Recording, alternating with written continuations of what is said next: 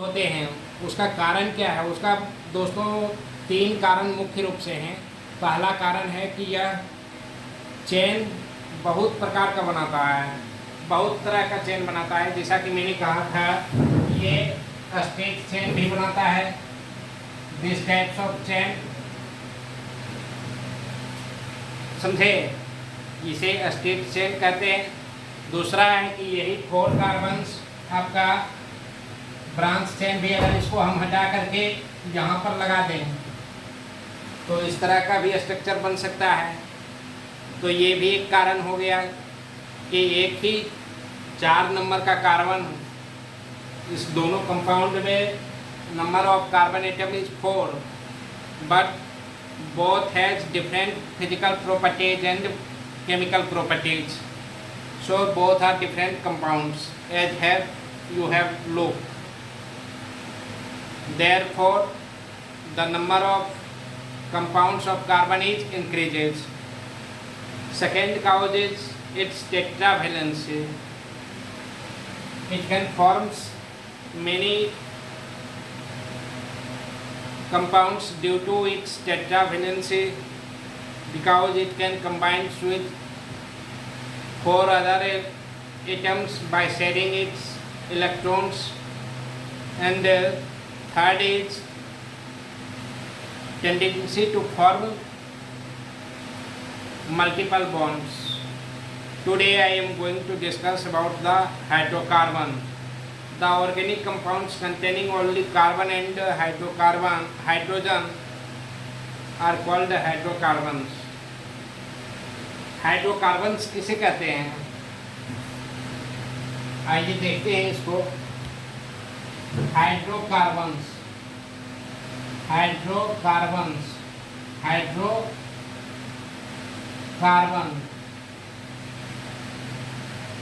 Hydrocarbon what means hydrogen and carbon, hydrogen plus carbon.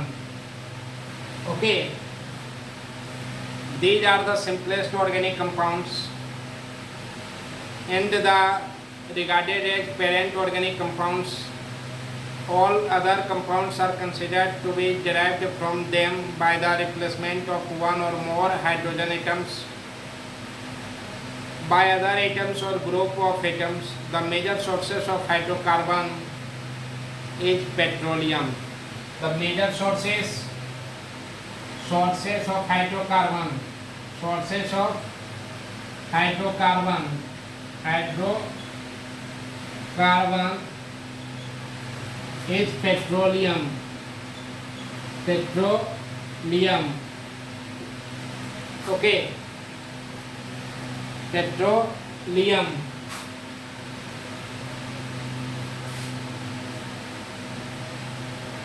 Types of hydrocarbon. There are 2 types of hydrocarbon. One is saturated types, 2 types, saturated and unsaturated. Saturated उसको कहेंगे जिसमें carbon carbon के बीच सिर्फ single bond रहे, उसको saturated कहेंगे। अगर double bond है और ट्रिपल बॉन्ड है तो उसको हम लोग अनसेचुरेटेड कहेंगे, जैसा कि मैंने पहले भी बता चुका हूँ। ओके, और देखिए यही कारण है कि कार्बन कंपाउंड की संख्या बहुत ज़्यादा है, नहीं तो इतनी ज़्यादा संख्या नहीं होती। एक चीज़ और, पहले यह धारणा थी कि कार्बन सिर्फ लिविंग थिंग्स में पाए जाते हैं, कार्बनिक कंपाउंड्स, ऑर्गेनिक कंपाउंड सिर्फ लिविंग थिंग्स में होते हैं। लेकिन ठीक 1828 में इस धारणा को बहुत बड़ा सेटबैक लगा, जब एक अमेरिकन साइंटिस्ट फ्रेडरिक फुलर ने ये साबित कर दिया कि ऑर्गेनिक कंपाउंड्स ना केवल लिविंग में होता है बल्कि ये नॉन लिविंग में भी होता है। जैसे इस सिद्धांत को वो मजबूती के साथ तब पेश किए जब उन्होंने लेबोरेटरी में सोडियम पोटासियम साइनेट और अमोनियम सल्फेट को सिंथेसाइज करके यूरिया बना दी है। जो रिएक्शन आप लोग देख सकते हैं कि NH3SO4 प्लस KCNO पोटासियम साइनेट को जब 2NH3CONH3 ओके 2NH4CNO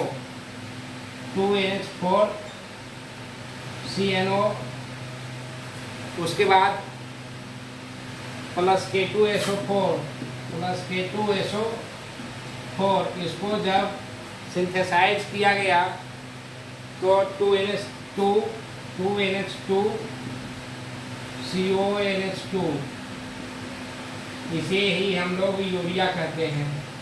उसके बाद से यह क्लियर हो गया कि कार्बनिक कंपाउंड ना केवल लिविंग थिंग्स में है बल्कि यह नॉन लिविंग थिंग्स में भी पाया जाता है। और उस समय से इसका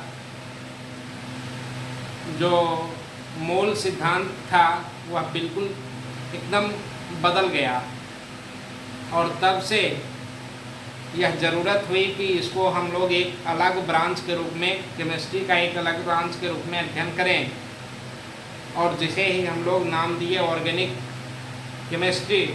और ऑर्गेनिक केमिस्ट्री में हम लोग मुख्य रूप से हाइड्रोकार्बन्स का ही अध्ययन करते हैं। यूँ तो कार्बन और भी बहुत सारे एटम्स के साथ इलेक्ट्रॉन शेयर करके कंपाउंड बनाता है, लेकिन मुख्य रूप से इसका जो कंस्टिट्यूएंट है ऑर्गेनिक कंपाउंड्स का वो दो ही एटम्स हैं, वो कार्बन और हाइड्रोजन्स हैं। इसके इतना और किसी हाइड्रोजन के इतना कार्बन और किसी एटम्स के साथ शेयरिंग नहीं करता है। इसके बहुत ज़्यादा कंपाउंड्स हैं। आइए उसी के बारे में हम चर्चा कर रहे हैं।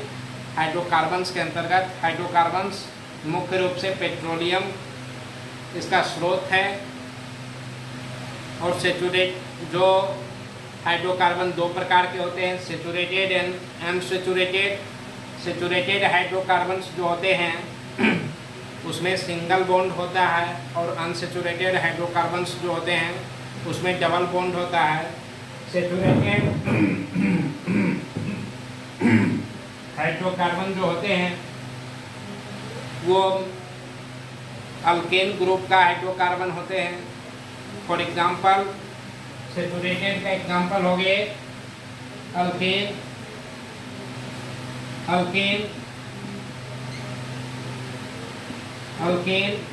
इसके बारे में मैं आगे चर्चा करूंगा। और अनसेचुरेटेड जो होते हैं अल्कीन एंड अल्काइन।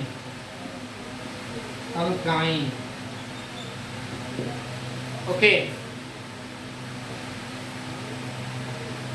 अब देखिए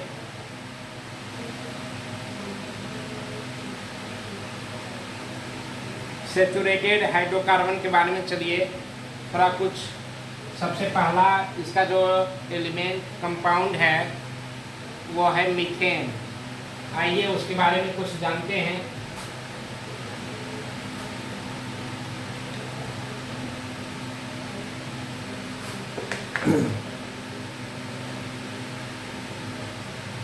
इसमें सेचुरेटेड हाइड्रोकार्बन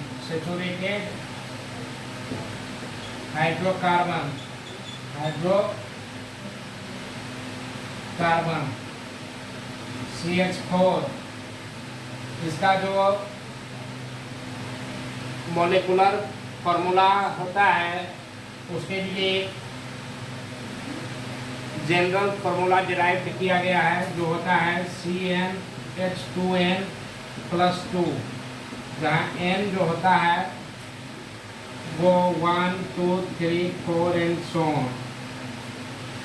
अगर n बराबर हम लोग 1 रखें तो C1H2 × 1 + 2 तो ये हो जाएगा 1H4 और 1 को जनरली हम लोग लिखते नहीं हैं, इसलिए ये कंपाउंड CH4 है और इसका नाम देते हैं, जहाँ C1 रहेगा उसको मेथ बोला जाता है और उसमें N प्रीफिक्स लगाया जाता है। तो मेथ प्लस N, ये सब आगे आपको हम चर्चा करेंगे, अभी सिर्फ इंट्रोड्यूस कर रहे हैं टुडे क्लास में। In the next class I will join. Okay, अगर n बराबर 1 है तो इसका एक टेबल याद रखिएगा कि n बराबर 1 तो मेथ, n बराबर 2,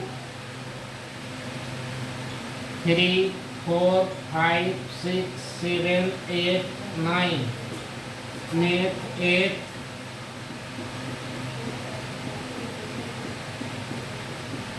pro, but, pen, hex, hep, oct, non and 10 dec. After 10 undecane, dodecane, tridecane, इस तरह से हम लोग आगे बढ़ते हैं। इसे आप लोग नोट कर सकते हैं। क्या समझ में आ रही है?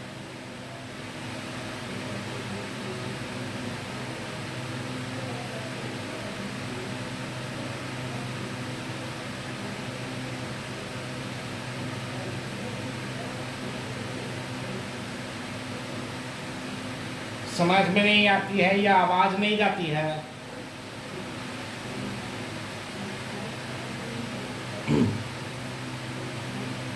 आवाज ठीक से जा रही है? बोर्ड दिख रहा है?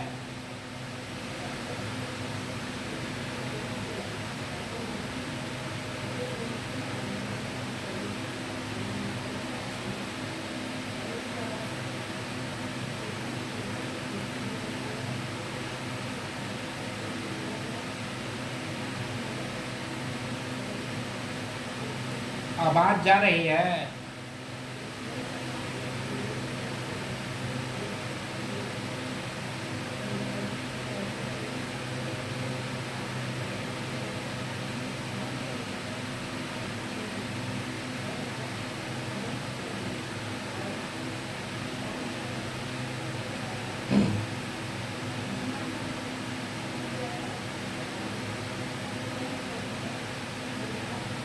और समझ में देखिए, फिर से समझिए इसको।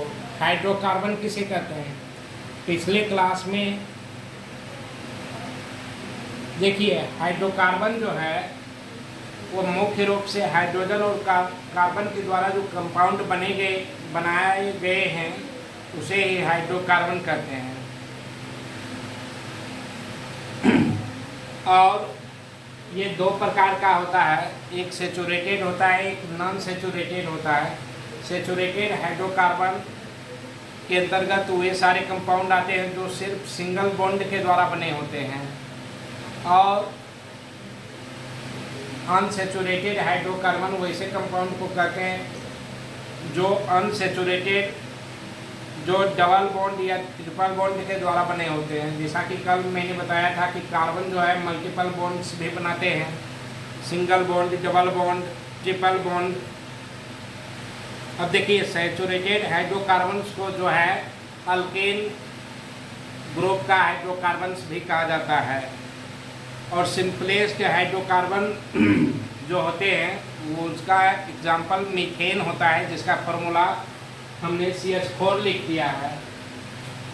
इस फॉर्मूले को लिखने का एक जनरल फार्मूला होता है जिसे हम CnH2n+2 के द्वारा निरूपित करते हैं। Cn, जहाँ n बराबर 1, 2, 3, 4 एंड सो ऑन, जितनी ज़्यादा संख्या n की होगी उतना बड़ा कंपाउंड कार्बन और हाइड्रोजन का सेचुरेटेड होगा, और वह इस फार्मूला का पालन करेगा जो बता रहा है कि अगर C की संख्या 1 होगी तो H की संख्या 4 होगी। क्यों? क्योंकि H को 2n से मल्टीप्लाई करके उसको जोड़ दिया जाता है 2।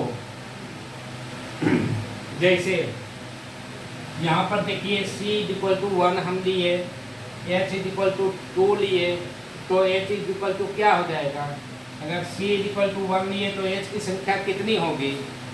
Obviously, by using this formula, we can say that the number of H will be 2n plus 2 means 4. 2 into 1 is equal to 2 plus 2 is equal to 4. अभी भी कोई प्रॉब्लम है? ये तो C हो गया 1, H हो गया 4 और इसका नाम देते हैं हम मीथेन, क्योंकि वैसे कंपाउंड जिसमें number of carbon is 1 only, that is called as 8. And when you read about the nomenclatures, जब हम लोग nomenclature पढ़ेंगे तो यह उसमें हम देखेंगे कहाँ पर प्रीफिक्स क्या जोड़ा जाता है, कहाँ पर सफिक्स क्या जोड़ा जाता है। अभी आप याद रखिए कि n इज इक्वल टू 1 जब होगा तो वैसे कार्बनिक कंपाउंड्स को हम लोग मेथ के द्वारा प्रोनाउंस करेंगे। फिर जिसमें n की संख्या 2 होगी उसको एथ के द्वारा, जिसमें 3 होगी उसको प्रोप के द्वारा, जिसमें 4 होगी उसको ब्यूट के द्वारा, जिसमें 5 होगी उसको पेंट के द्वारा, जिसमें 6 कार्बन होंगे उसको हेक्स के द्वारा, जिसमें 7 कार्बन होंगे उनको हेप्ट के द्वारा, जिसमें 8 कार्बन होंगे उनको एक ऑक्ट के द्वारा, जिसमें 9 कार्बन होंगे उनको नॉन के द्वारा और जिसमें 10 कार्बन होंगे उनको डेक के द्वारा हम लोग प्रोनाउंस करते हैं वैसे कंपाउंड्स को। और इसके बाद अल्केन ग्रुप में हम लोग एन प्रत्यय लगाते हैं प्लस एन सफिक्स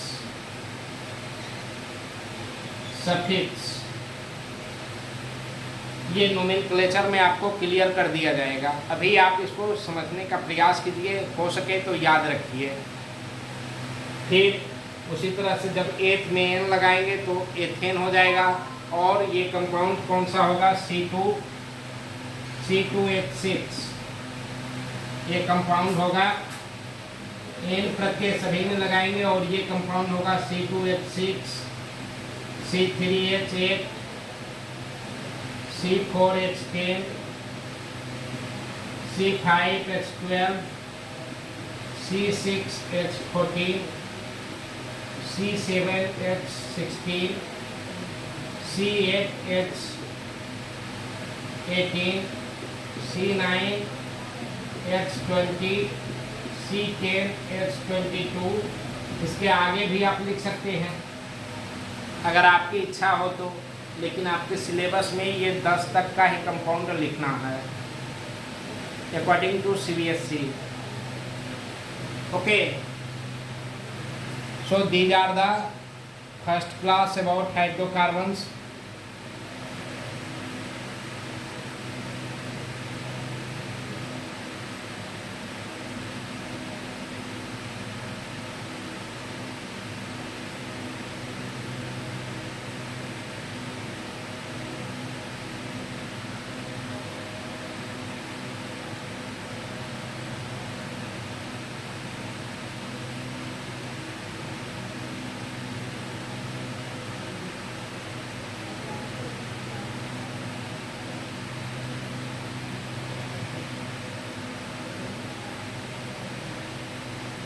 समझे?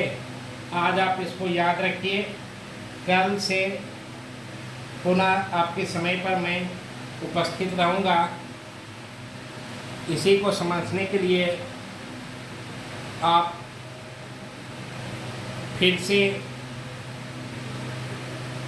पढ़ने का प्रयास करेंगे और हम आशा करते हैं कि आप समझ गए होंगे। अगर किन्हीं को कोई दिक्कत है, जो भी दिक्कत है उसके बारे में आप कमेंट बॉक्स में लिखें और क्या परेशानी है उसको हम पता करके उसका सॉल्यूशन आपको समझाने का प्रयास करेंगे।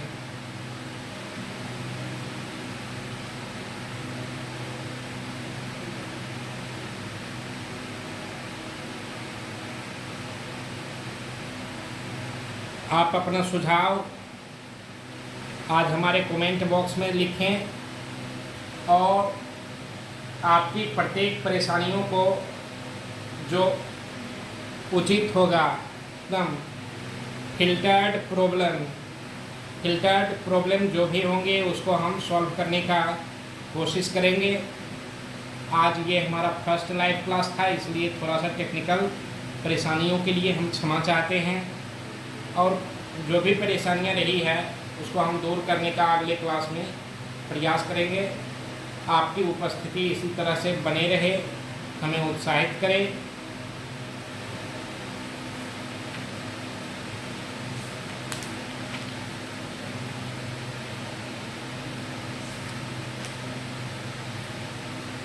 आपको हाइड्रोकार्बन्स के बारे में और डिटेल से कल पढ़ाएंगे। आज पिछले क्लास में भी जो हम पढ़ाए हैं, जैसे एलोट्रॉप्स ऑफ कार्बन आपको याद होना चाहिए, फिर फॉर्मेशन ऑफ बॉन्ड आप अच्छे से रिवाइज कर लेंगे। कार्बन किस तरह से बॉन्डिंग करता है, क्यों ये टेट्रावेलेंट होते हैं, क्यों ये कोवेलेंट बॉन्ड बनाते हैं। और इससे पहले मैंने एक चैप्टर आपको पढ़ाया था, पीरियोडिक क्लासिफिकेशंस ऑफ एलिमेंट्स। उसमें मॉडर्न पीरियोडिक टेबल के बारे में बताया था। मॉडर्न पीरियोडिक टेबल के बारे में भी आप बहुत सारी जानकारियाँ उसका रिवीजन करके हासिल कर सकते हैं। और भी बहुत सारी जानकारियाँ हैं, जैसे metallic properties, atomic size, ionisation energy, electron affinity, number of groups, number of periods, how we can find the number of groups, number of periods of an elements,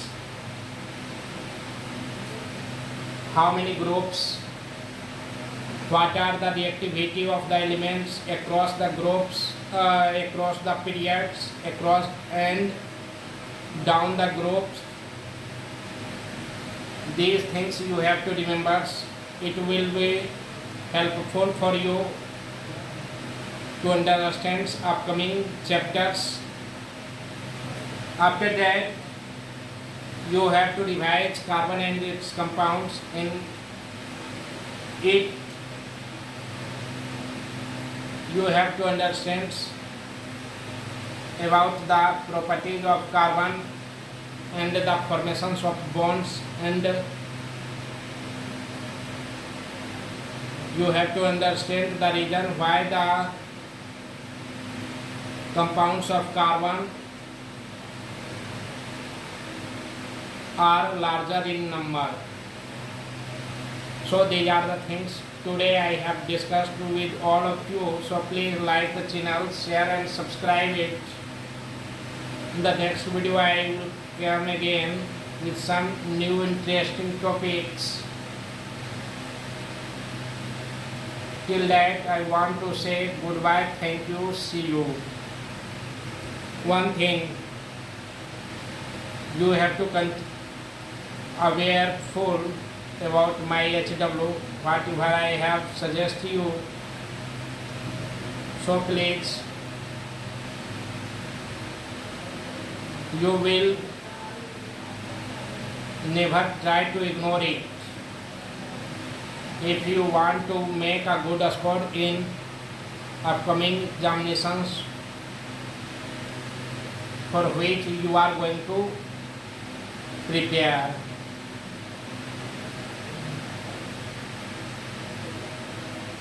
My support and your labor brings a good happiness to you. Thank you. See you.